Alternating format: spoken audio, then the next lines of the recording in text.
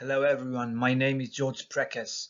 I'm a PhD student at Trinity College Dublin and my presentation is called Pestilential Stars, Astrologers on Plagues Through the Ages. When it comes to plagues, the oldest and most famous one in Western civilization is probably the plague that befell Athens at 430 BC during the second year of the Peloponnesian War, recorded by the historian Thucydides. Approximately 100,000 people were killed by the epidemic. There was the awful spectacle of men dying like sheep through having caught the infection and nursing each other. The historian proceeds with a gruesome, detailed enumeration of the symptoms and possible developments of the disease. Fever, extreme pain, ulceration, and dismemberment were among the ones listed. Such was the nature of the disease that not even carrion birds would come near the bodies of the deceased, and those who did died themselves. Around the threshold of the 1st century AD, the Athenian Plague was used by the Roman poet Manilius as an example of the disasters that comets might herald. Manilius's poem, a 5-book treatise called Astronomica, is the oldest extant astrological text that we possess. Such was the plague which ravaged the inhabitants of Erectheus. The art of medicine was useless. The funeral pyres, weird, were not enough. Limbs piled on limbs, the bodies burnt, and hardly was an heir to be found in that nation once so vast. Such events the glowing comets oft portend.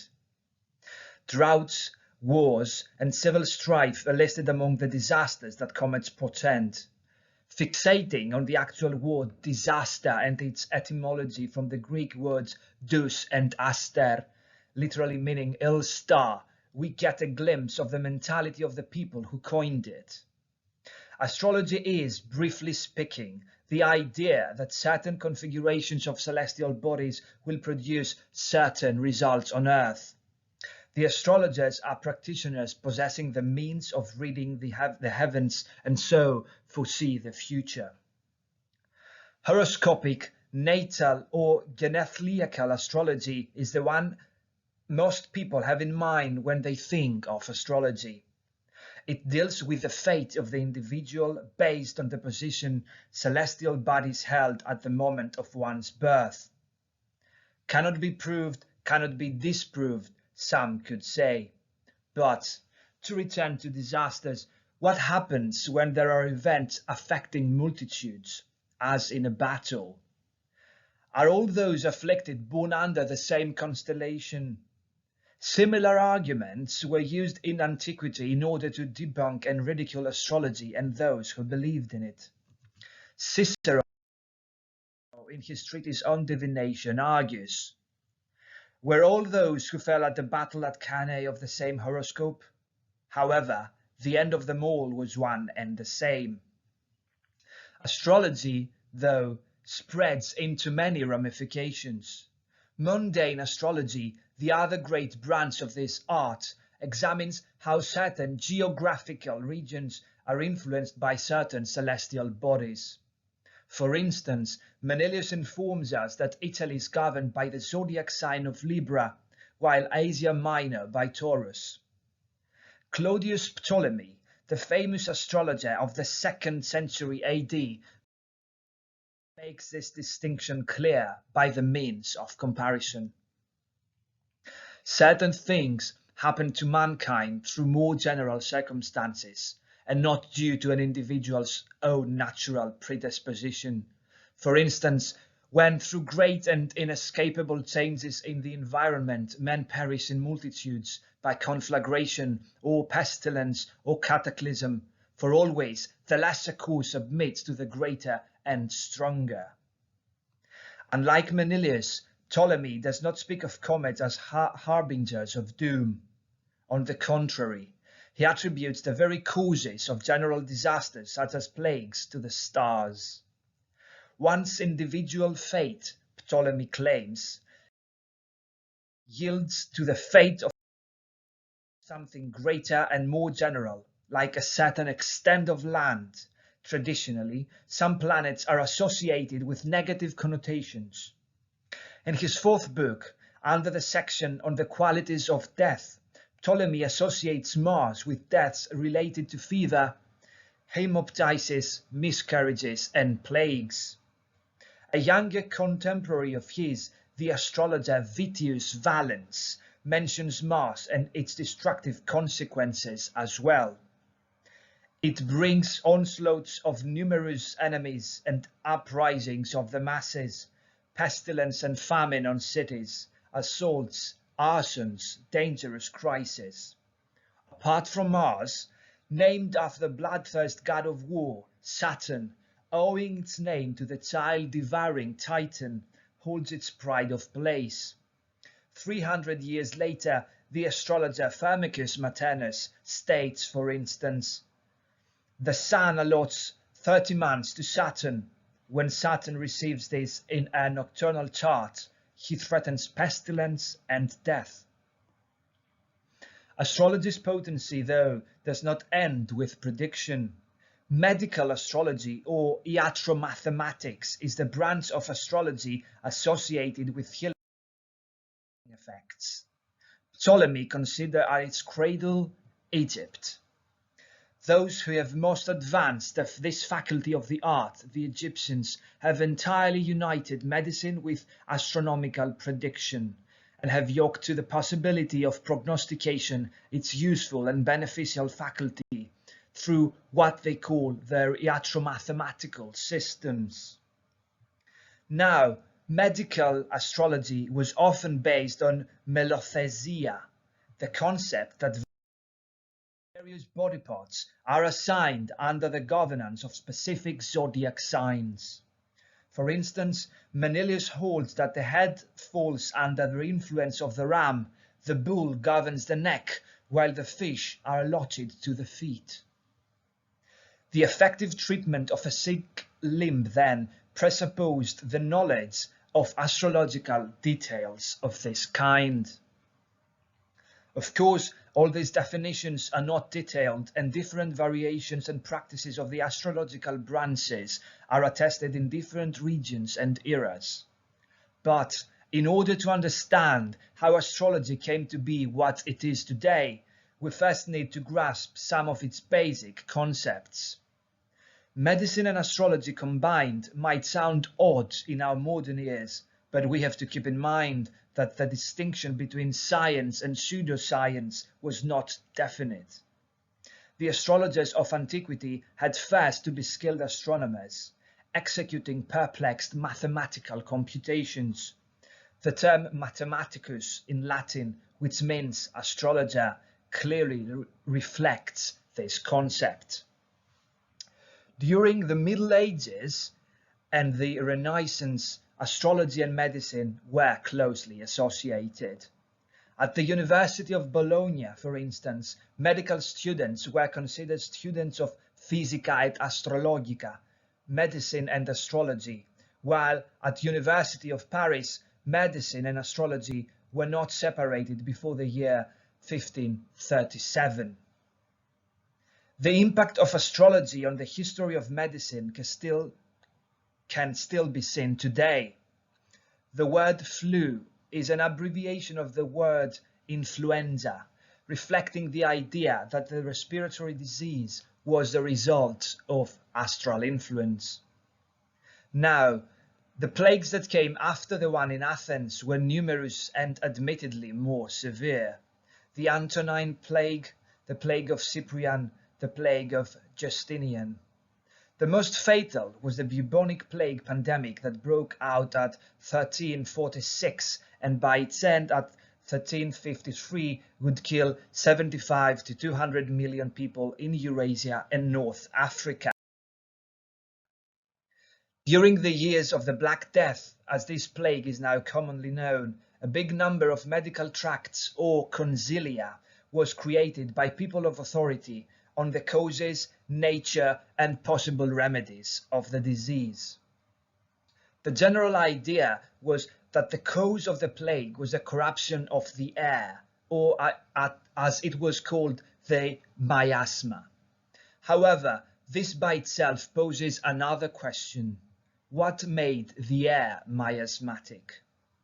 Scientists believed that the atmospheric corruption was the result of certain celestial phenomena, predominantly a conjunction of the planets Mars, Jupiter and Saturn 1 year before the outbreak of the plague.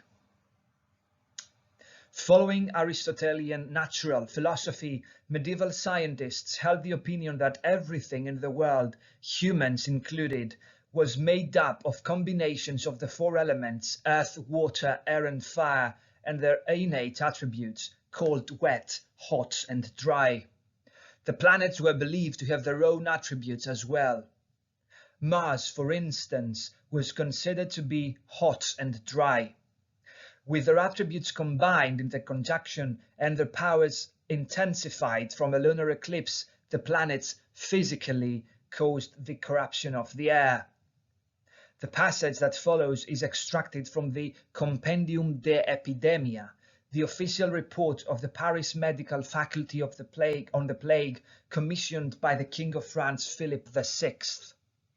It was one of the first and most popular concilia, and is indicative of the belief that the cause of the pandemic was of a dual nature.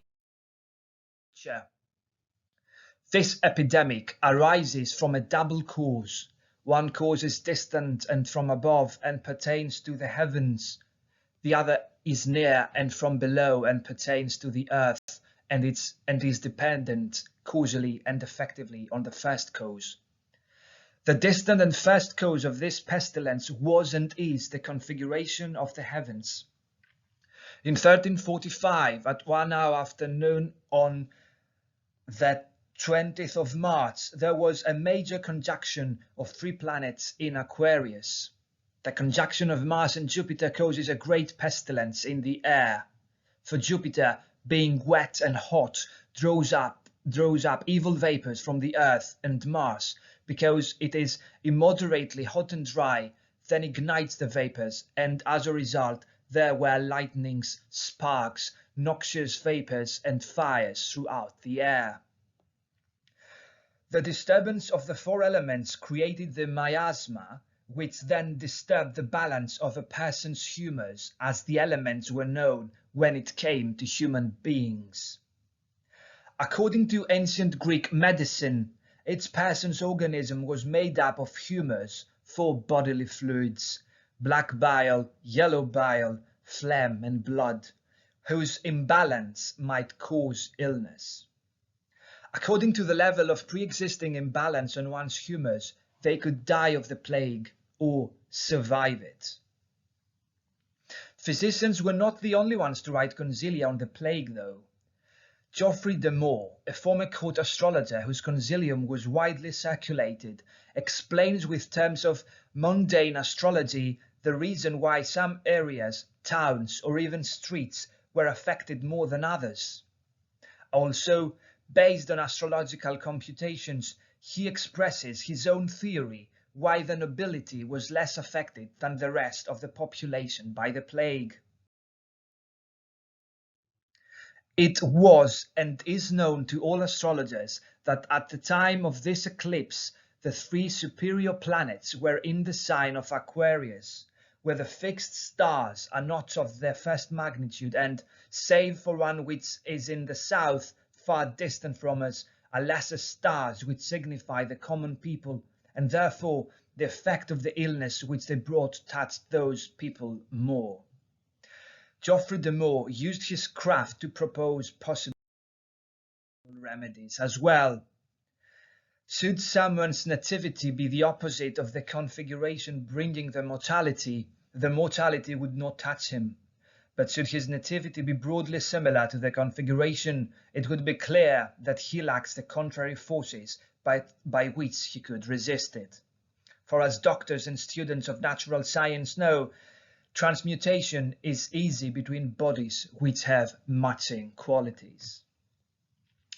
Based on the theory of 4 humours, venesection was one of the most common methods of treatment in a physician's attempt to restore balance in a sick body.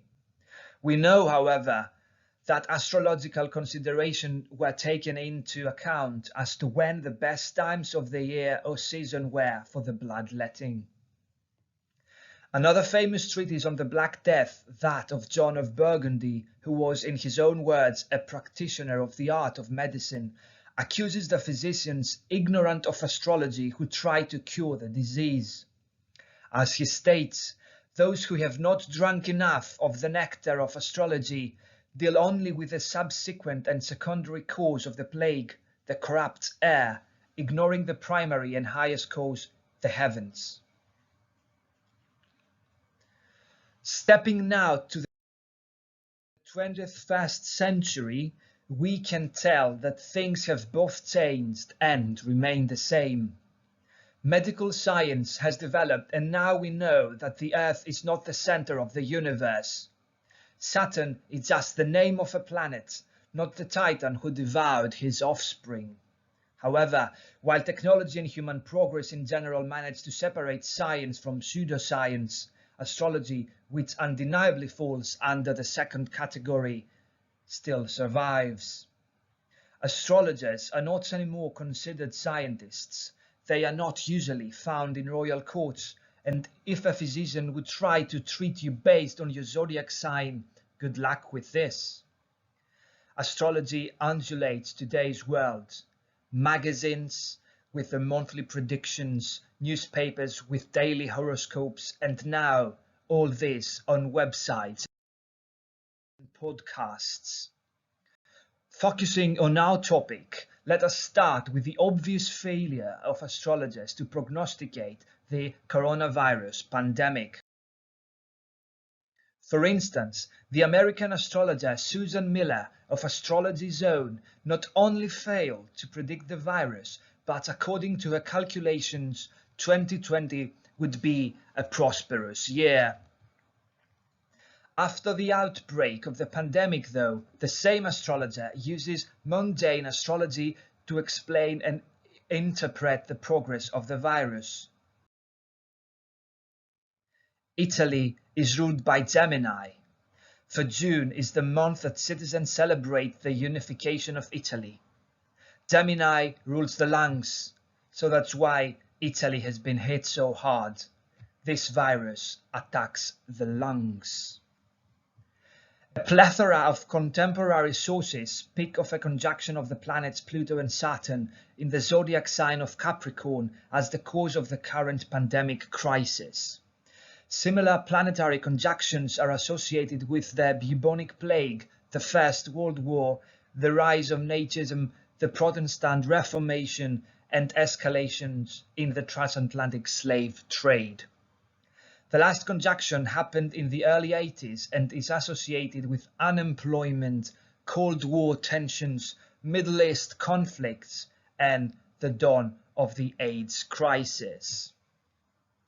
The French mundane astrologer André Bourboul, who passed away 98 years old at 2019, had expressed 8 years earlier that it may well be that we are seriously threatened by a new pandemic in 2020 or 2021.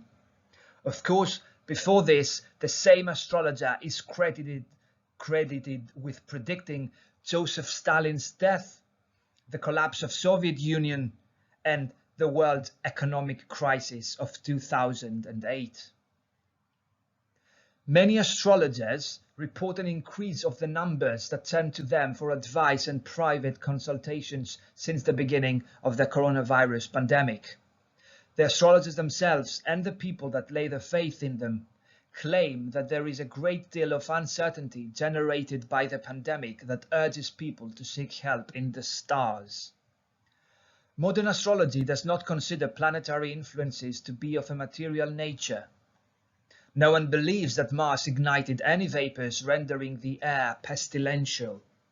However, astrologers claim that a planetary conjunction similar to the one that supposedly caused the Black Death is to blame for the COVID-19 pandemic. The website horoscope.com has released some important astrological key dates for 2021 in relation to the progress of the pandemic. Let's look, for instance, to the following, which is actually drawing quite near.